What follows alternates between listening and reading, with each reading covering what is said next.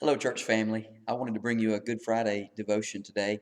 I had thought about doing a virtual Lord's Supper, but I couldn't really think of a way to do that without cheapening it, making it seem frivolous. And so I think that's just something we're going to do when we get back together, and we'll celebrate that even more when we're able to do it together. But today is Good Friday. This is a Good Friday devotion. And so, have you ever thought about why we call it Good Friday? We call it Good Friday, even though something terrible happened on that day, the death of the Son of God. He was tortured, he was beaten, he was ultimately crucified. We would never call the death of a loved one a good day or anything like that, and yet we call this day Good Friday. Why is that? Well, there's several reasons we do that. Uh, these are exemplified in some of the things that Jesus said. I'm in Luke chapter 23, and one thing Jesus said was, Father, forgive them, for they do not know what they do. He was about to die, about to go to the cross, and he looked around and he said to those who were torturing him, Father, forgive them.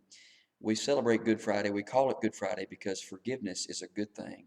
It is good to be forgiven. Have you ever done something wrong to someone? You've done somebody wrong, and you have felt the distance between you and them. There's this thing between you that you've done, and then all of a sudden they say these words, "I forgive you." It's so good to be forgiven. And on Good Friday, we know that we are forgiven because of the death of the Son and His blood.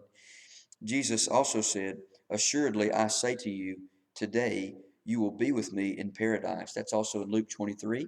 And he was saying that to the thief on the cross. And Good Friday is so good because of the assurance that we have. We live in a world of uncertainty. And this time has brought that to the forefront of what we're going through now. But in all times, it's really a world of uncertainty, even though we think that we're in control of things. We're not. But we can be assured no matter what happens in this life. We have heaven after this life is over. It's Good Friday because Jesus purchased heaven for us. This is something that Jesus didn't say, but it was said about him also in Luke 23. If you're the king of the Jews, save yourself. The soldiers mocked him with this. It's Good Friday because Jesus didn't save himself. He didn't think about himself. He didn't put himself above us, but he humbled himself even to the point of death and death on a cross. Uh, good Friday is good because of the good and humble Savior that we have. And Good Friday is good because of the good news of the gospel that saves us, that transforms us. Our lives are not the same because we have a risen Savior. I'm here in the sanctuary and it's empty. It's been a little sad the last few weeks to be in an almost empty sanctuary. But on Easter, we celebrate another empty room, and it was an empty tomb. And that's not a sad thing, it's a happy thing.